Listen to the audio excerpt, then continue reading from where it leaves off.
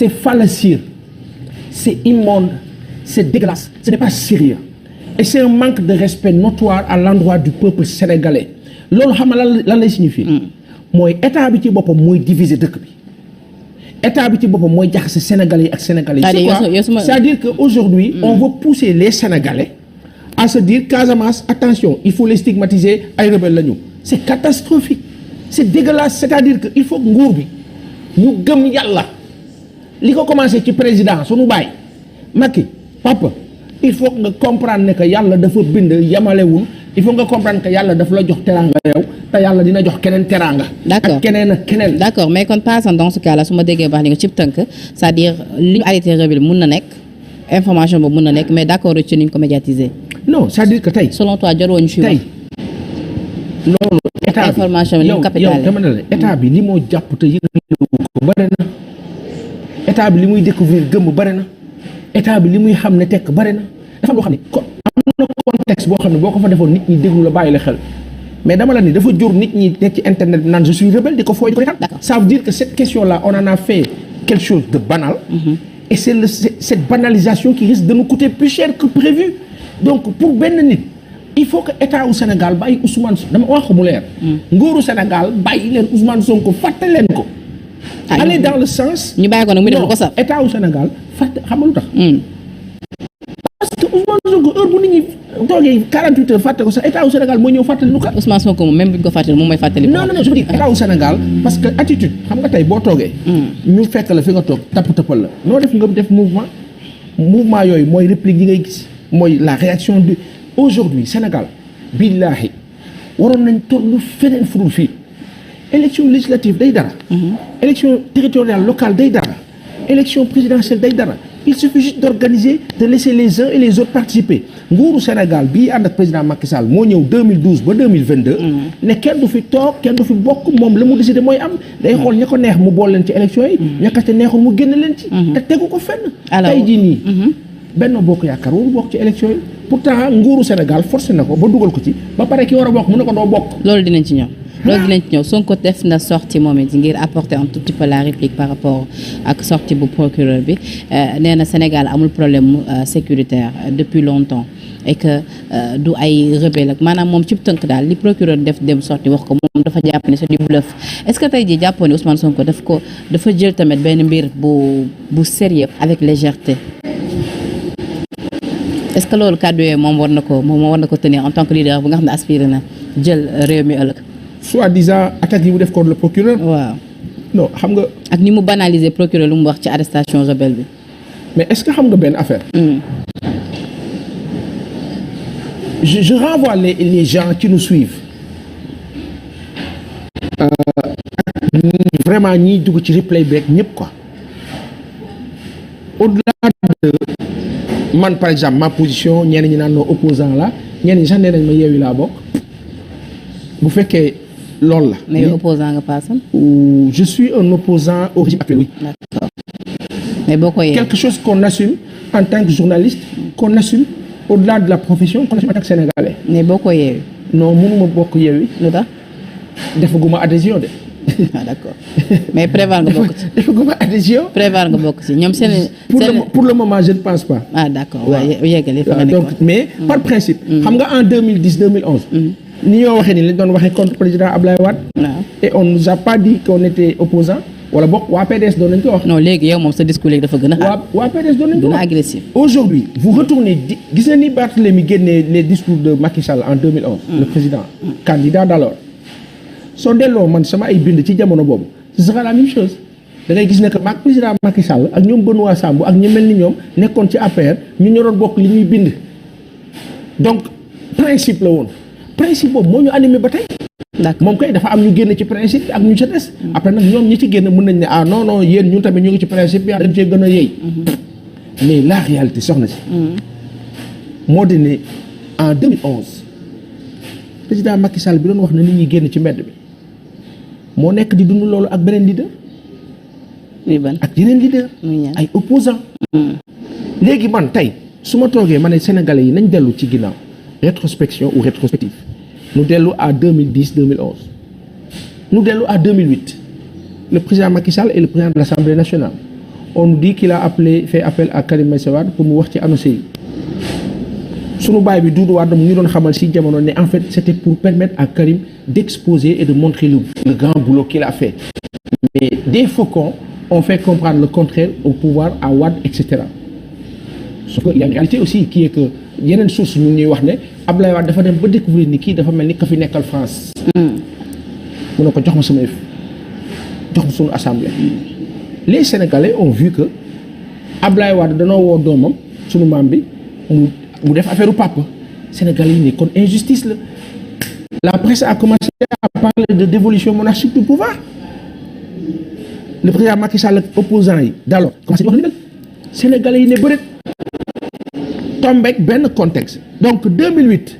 le président Macky Sall qui était négligé amoindri ñu wàcce ka nit ñi gis injustice c'est ce qui s'est passé bi ñu dàqee Ousmane Sonko nit ñi gis injustice nanu àndee woon nag président Macky Sall nit ñi ànd ka ak woon Ousmane Sonko sauf que autant Wade n'en avait pas ainsi contre Macky Sall. waaw mais malgré tout. bàyyi ma àggali waaw ànd boobu ñu ànd man bëgg naa nga ñëw ba tey ci Ousmane Sonko li mu wax. bàyyi ma àggali ci lay jëm. xam nga lépp lu gis contexte la. donc nañu àndee woon nag président Macky Sall ci jamono bu gis injustice. loolu moo dal Sénégal yu bëri jamono bi. sauf que jamono boobu Abdoulaye Wade était très élégant am na limite bu mu woon atteindre jamono bi on a un pouvoir qui nature moom day forcer rek di dem. defante bi def li muy def di dem. amu ci état d'âme. Sénégalais yi nag xoolal.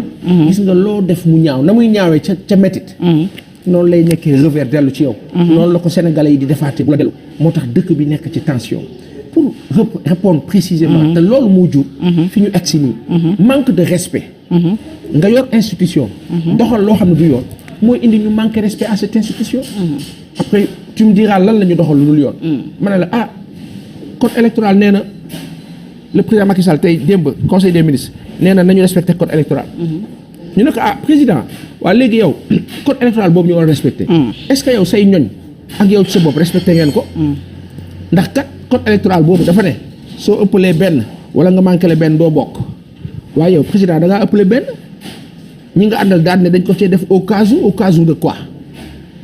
arrêté ñëw ci tegu ci kaw code électoral daal ne exclu et non avenu maanaam ngeen ministère de l'intérieur teggil leen benn boobu ba pare avaliser leen nangu leen valider leen te waru leen valider ñeneen ña war a bokk loi tegal leen ko ngeen ne ñooñu duñu bokk après léegi nga ne ñooñu respecter leen institution bi. d'accord mais Paasan fi nga teg noonu sa baaram dafa neex mais man ba sotti bu Sonko ba laa bëgg desandi ba tey parce que loolu. non sotti bu Sonko waaw loolu c'est important c'est-à-dire man fi ma bëgg xam mooy li mu banaliser yëf yi ni Sénégal amul problème sécurité alors que tey sax ñi ngi yeewu ñi ngi hormis rebelle yeeg yooyu sax ñi ngi yeewu gis beneen xale bu ñu faat foofee ci Sébikotane c'est-à-dire Sénégal fan yëpp nit waru taxaw ni amuñu ay problème sécuritaire parce que gis nañu ni meurtre yi bëri na agression yi bëri na leneen donc Sénégal am na problème de sécurité loolu moom dëgg la fii lañ ko fekk. sécurité ban façon sécurité. sécurité bu meurtre yi loolu insécurité moo ko indi. waaw hormis le fait que ni affaire rebelle dama ko jëlee. parce que yow dama ko jëlee sax teg ko ne le discours bi ngay wax de monsieur Sonko par rapport à cette histoire de sécurité. voilà il parlait du terrorisme. et le terrorisme tel qu'on l'a défini. président Macky Sall bi mu ñëwee 2012 mais moom que cherche-t-il à faire. waaw non dans ce cas-là xaaral ma expliquer la président Macky Sall bi mu njëkk ñëw bokk na ci ay discours yu njëkk terrorisme dañ lay wax fii soxna si ñun nasaraan moo ñu dugal ci mbiru terrorisme ak jihadisme terrorisme amul jihadisme amul ni mu ko waxee noonu monsieur Sonko man mii di wax ak aw yàgg na ma ko wax loolu laa gëm moi je le dis depuis lustre xam nga lu tax parce que nasaraan moo xam richesse bi nekk Afrique subsaharienne xam li nekk Sénégal li nekk Mali feneen ak feneen la ca des li tax mu ñëw jooxu fi moo ko xam. mais on a l'impression quand même que ni à travers discours bu mu tenir démb que Sonko cherche peut-être à défendre ses frères rebelles wala je sais pas parce que ni mu waxee démb avec aisance mais tamit ak xel bu dal que ni procureur li mu wax en grosso modo loolu dara amu ci man foofu laay waxee. que ni est-ce que loolu cherche à défendre qui. ses frères rebelles peut-être. lu tax nga def ko ses frères rebelles. mais pourquoi mu c'est-à-dire cas boobu jàppoon ni waru ci woon sax wax. parce que dafa nekk mbir bu nga xamante ni peut-être c'est un peu étatique même su fekkee ni moom ñu jëm nañ ko coller ak ñoom est-ce que waru woon def sortie def déclaration bi yamale ko si sur le cadre non man li ma jaax amul solo man fii boo nee ses frères rebelles kay dama naan kon yow boole nga ko. man sa gis-gis laa bëgg am foofu. waaw non li nga ne ses frères rebelles. waaw mais parce que pourquoi moom mu leen di défendre. est-ce que foofu dafa bëgg xaar ma leeral nag Sénégal ñuy seetaan est-ce que foofu nekkul dafa bëgg wane que ni ñoom ñaar peut-être am nañ link pourquoi mu leen di défendre. yow mi nga xamante ne rebelle amul nga solo défendre woo leen. je pense que en terme de dégg-dégg kon man ak aw bokkuñu dégg-dégg. man li ma déglu li ma seetaan. li ma dégg. j'ai entendu quelqu'un koo xam ne man ak moom dañoo bokk avis. le discours de monsieur Sonko d'hier de Khalifa Ababacar Sall et de tous les leaders discours yooyu dama ci ànd man dama ci d'accord man dama bokk ci ñi nga xam ne xam naa ne que sama dëkk am na yoon am na ay institution normé nañ ko mais xam naa ne am na lu ñoo doxal loo xam ne tegul si yoon tey 1000 ans laa la wax 10 000 ans nit jàkkaarloog man mënut a wax ba ma am respect benn bi ci suñu yenn institution yi parce que doxaluñu dëgg direction générale des élections tey par exemple mënu ma leen xarab mënu ma leen wax lu salte mënu ma leen wax lu bon waaye sañ naa am naa droit bu toll ne ñii respecté wu ma leen parce que li ñu waroon doxal ci dëgg doxaluñu ko am naa droit ne conseil constitutionnel ak seen jàng ni mu kawe seen xam-xam ni mu kawe seen dayo ni mu kawe ak li ñoo symboliser ak li ñu représenté seen taxawaay jekkul. loolu sa liberté lañ la koy nangu. am au-delà de droit. voilà lu ñu gis la lu ñu constaté la. d'accord na parce que am na leneen lu waroon nekk ñoom conseil constitutionnel waruñu mën a tey nangu arrêté mu tegu ci kaw constitution wala ci kaw code électoral. d'accord na donc. si M. Sonko se met à l'écran et montre que amul respect ci ñooñu. ñun ñoo ko njëkk a ñàkk ci ñooñu. et aujourd'hui qui c'est qui va venir vers nous dire oui il faut respecter les institutions. mais na ma ko waxee la nag xam nga tey jii taxaw def benn déclaration ni presse bi maa ngi leen di jégalu sax ci temps ba nga xam peete ngeen ko ci déclaration bu amul génn ñu leen woowee alors que ñi ngi wax peut-être benn sujet bu am solo peut-être est-ce que jàppoon ni foofu waroon na peut-être zapper sax question boobu wax ci li nga xamante ni moom moo ko intéressé en tant que bu dee amul ci preuve tangible que ni ki ñu arrêté rebelle la. soxna si voilà oui ou non oui xam nga quand on est victime. xam nga na mu mel naa la defal benn image une métaphore il y a 2 mois man sàcc nañ sama ay téléphone c'est pas que je le dis mais je le donne comme exemple sàcc këf te ñi ko këf maa ngi leen di gis ñu ngi ci scooter nii ñaar lañu di dem ma taxaw xool leen ma tari Faatiha ak ayatul kursi ne bàyyi naa leen ak sama borom te wallahi xaw ma lu ñu nekk de ak fu ñu nekk xam naa ñu ma seetaan wala seetaanuñ ma je ne sais même pas xaw ma sax ndax ñu ngi dund ba tey yàlla rek a xam. du ma leen yéene lu bon mais xam naa ne bàyyi naa leen ak sama borom te leer na ma ne loolu ñu def dinañ ko fay mais fay bu boo xam ne yàlla rek a xam.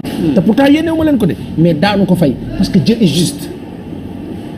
est-ce que man nit war naa maa mën a xool ne ma yow mais lu tax nga war a mën a ni nga waxee ni yow dafa mel ni yow loolu ñooñu yéene woo leen jàmm alors que moi je suis victime that the same c'est-à-dire que le sieur qui parlait hier est victime de plusieurs choses non dites yoo xam ni biewul après le complot l'affaire Adji Sarr que man je conçois comme un complot après rebelle après leneen ak leneen pourquoi c'est-à-dire que à force d'insister sur la personne pour dire aux Sénégalais lii la dëmm la dañ koy tooñ reykatu nit la bal leenu kàddu yi rebelle la te xam lu moo jur vous mettez dans le subconscient des Sénégalais que en fait this is the leader kii mooy leader bi et les gens adoptent ils l'acceptent et ça passe comme de l'eau dans un verre c'est-à-dire que day jàll tranquillement après nit ñi naan ko te loolu ala ñàkk man waxuma sax ñàkk xam-xam mais nag xol bu tëjoo du gis. mais est-ce que mbaam bu la wekkee nga wekk ko yaag moom yeneen. c'est pas une question c'est pas une question non mais xam nga sànq à l'entame de tes propos yaa ngi doon wax que ni dañoo am nguur boo xam ne dafa bëgg defante. oui waaw mais non est-ce que opposant bi tamit moom tamit dafa war a ñëw tamit defante kon boobaa ñoom ñaar ñoo yëpp. mais yow kon boobaa ñun askan bi ci kan la defee rek. non askan bi xam la lay lijjanti. lijjantiwul ci ku muy référé wu dundam lay lijjanti nekkinam. askan bi mu ngi ci mbedd mi askan bi moo la yow man keneen ñi yaa ngi ci mbedd mi mais prenez votre micro allez dans la rue et vous verrez que ñun li noo wax sans prétention ak leader yooyu nekk ci opposition bi Sénégal yu bëri moom la ñuy wax ñenn ñi ku dem ca marché ba ku ca demul ku toog sa kër ku génn ku ñëpp a bokk li noo wax. d'accord les hommes d'affaires mais ci kaw loolu askan bi dañoo am yaakaar ci opposition pour mu génne leen ci jafe-jafe ñu nekkee vrai ou faux. foofu laay waxee que ni maintenant bu ñoom ñaar ñëpp amee même discours bi bu ñoom ñaar ñëpp amee même comportement dans ce cas citoyen lambda bi nga xam ne amoon na peut-être yaakaar ci Sonko wala Fassane nu muy def. Penda li nga wax ni xam nga koo ko war a wax. nguur ce discours-là. de soi-disant conscientisation de prise de conscience de la haute autorité de la responsabilité nguur la ñu war a wax ne ko aw yow da ngaa yor arme ki yorul arme c'est antique ou non conventionnel kon xoolaatal sa toogaay nguur la ñu war a yedd jamono bi Sénégal en 2022 nous sommes le 15 ou le 16 juin 2022 nguuru Sénégal la ñu war a wax rectifier le tir. Je rappelle toujours que émission 13 minutes de vérité bruit nag Fassane xaw na noo solo tuuti nag instant bruit ñi Sénégal lañ nekk environnement bi loolu la waaw temps dëkk bi daa bëri travaux dafa tàng ñu nekk plein air donc ñu ngi leen ci jégalu voilà chantier yi bëri dégg naa nag temps yi da ngeen bëri xaalis loolu dina ci ñëw buñu catu dégg naa ko temps yi dégg naa gis naa ngeen di yëkkati immeuble yi di tabax seen maçon yi fii seen kër gi yëpp ay maçon la non buñu cat dañoo bëgg rek askan bi gën a kontaan ci Sénégal seen ak liggéey bu am solo bi nga xam mu ngi koy def donc ñu ngi jégalu un tout petit peu également ci travaux yi ngeen dégg bruit yeeg yooyu peut-être c'est un peu ennuyeux donc ba tey